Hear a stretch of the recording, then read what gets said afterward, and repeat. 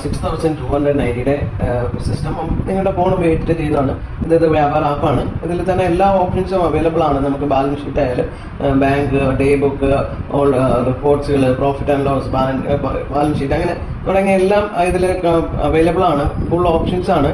ഇതിൽ തന്നെ നമുക്ക് സെയിൽ, പർച്ചേസ്, അങ്ങനെയുള്ള എല്ലാ ഓപ്ഷൻസും ഇതിൽ കിട്ടുന്നതാണ്. അപ്പോൾ ഈ 6290 എന്തൊക്കെയാണ് കിട്ടുന്നതെന്നുള്ളതായിരിക്കാം നോക്കുന്നത്. അപ്പോൾ അതിലാണെങ്കിൽ ഇത് വ്യാപാറിൻ്റെ ആപ്പ്, അതുകൂടാണ്ട് 2-inch പ്രിന്റർ, ഇതിലെ വയർലെസ് ബാർകോഡ് സ്കാനറാണ്. ഇത് നമുക്ക് ഫാസ്റ്റായിട്ട് ബില്ല് ചെയ്യാനൊക്കെ പറ്റുന്നതാണ്. ഇതെങ്ങനെ നമുക്ക് ബാർകോഡ് ഉപയോഗിച്ചിട്ടൊക്കെ എങ്ങനെ ബില്ല് ചെയ്യുന്നുള്ളത് നോക്കാം. അത് ഫോണിലൊക്കെ ചെയ്യുമ്പോൾ ആൾക്കാർക്ക് സംശയം ഉണ്ടാവും ഇതൊക്കെ നമുക്ക് പറ്റുമെന്ന്. അതെ, ഇത് നമുക്ക് കമ്പ്യൂട്ടറിൽ ചെയ്യുന്നതൊക്കെ തന്നെ നമുക്ക് ബാർകോഡൊക്കെ നമുക്ക് ഉപയോഗിച്ച് വലിയ സിസ്റ്റത്തിൽ ചെയ്യുന്ന രീതിയിൽ തന്നെ നമുക്ക് ഇതിലും ബില്ല് ചെയ്യാൻ പറ്റുന്നതാണ്. അപ്പോൾ അതെങ്ങനെയാണ് ചെയ്യുന്നത് നമുക്ക് നോക്കാം. അപ്പോൾ അതിനായിട്ട് നമുക്ക് ഇത് ബാർകോഡ്, ഇപ്പോൾ മിക്കവാറുമുള്ള പ്രോഡക്റ്റുകളിലൊക്കെ ബാർകോഡ് ഉണ്ടാവും.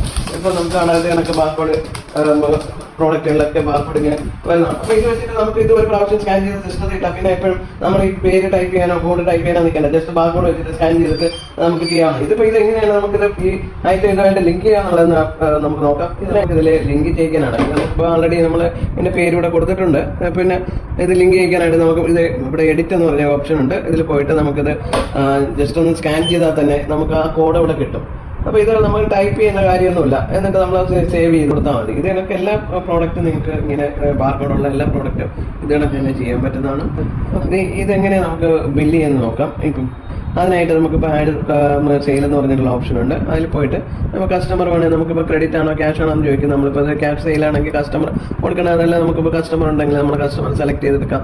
അത് കണക്ക് നമുക്ക് ബാർകോഡ് വെച്ചിട്ട് ഇത് എങ്ങനെയാണ് നമുക്ക് നേരത്തെ നമ്മൾ സ്കാൻ ചെയ്തിട്ട ഐറ്റമാണ് നമുക്ക് നോക്കാം ഇത് വരുന്നുണ്ടാകുന്നത്. അപ്പോൾ നമുക്ക് അത് സ്കാൻ ചെയ്തപ്പോൾ തന്നെ ഐറ്റം വന്നു. അത് കണക്ക് ഈ എല്ലാ പ്രോഡക്റ്റും ഇത് കണക്ക് നമുക്ക് ഫാസ്റ്റ് ആയിട്ട് സ്കാൻ ചെയ്ത് ഇപ്പോൾ ഇത് തന്നെ നമുക്ക് 2 പ്രാവശ്യം സ്കാൻ ചെയ്താൽ 2ആയിട്ട് വരും. 3 പ്രാവശ്യം ആണെങ്കിൽ 3ആയിട്ട് വരും. അത് കണക്ക് നമ്മളിത് നേരത്തെ ഇത് വെച്ചിരുന്നതാണ്. ഇപ്പോൾ വളരെ ഫാസ്റ്റായിട്ട് നമുക്ക് ബില്ല് ചെയ്യാൻ പറ്റുന്നതാണ്. ഇതേ കണക്ക് എല്ലാം നമുക്ക് ഫാസ്റ്റായിട്ട് നമുക്ക് ടൈപ്പ് ചെയ്യാണ്ട് തന്നെ നമുക്ക് ബില്ല് ചെയ്യാൻ പറ്റും. അപ്പോൾ എന്നിട്ട് സേവ് ചെയ്യുക. ഇത് ലോ സ്റ്റോക്ക് അലർട്ടാണ്. നമ്മളിപ്പോൾ സ്റ്റോക്ക് കുറവെന്നുള്ളത് കാണിക്കുന്നത്. നമുക്ക് ഇതിൻ്റെ സേവ് ചെയ്യുക. നമുക്ക് ബില്ല് ഇതേ കണക്ക് ബില്ലിൻ്റെ പ്രീവ്യൂ ഉണ്ട്. ഇത് വേണമെങ്കിൽ നമുക്ക് ഡയറക്റ്റ് പ്രിൻ്റ് എടുക്കാൻ പറ്റുന്നതാണ്. ഇപ്പോൾ നമുക്കിതിൻ്റെ പ്രിൻ്റ് എടുക്കാനായിട്ടാണെങ്കിൽ ഇത് കണക്ക് ബില്ല് ഇത് കണക്ക് പ്രിൻ്റായിട്ട് വരും. അപ്പോൾ ഇത് ഐറ്റംസ് എല്ലാം നമുക്കിവിടെ കാണാം. ഇത് വളരെ ക്ലിയർ ആയിട്ട് നമുക്ക് കാണാൻ പറ്റുന്നത്. ഇത് 2-inch പ്രിൻ്ററാണ്. ഇതിൽ വേണമെങ്കിൽ നമുക്ക് 3-inch പ്രിൻ്ററും വയ്ക്കാൻ പറ്റുന്നതാണ്. ഇത് കണക്കാണ് വരുന്നത്.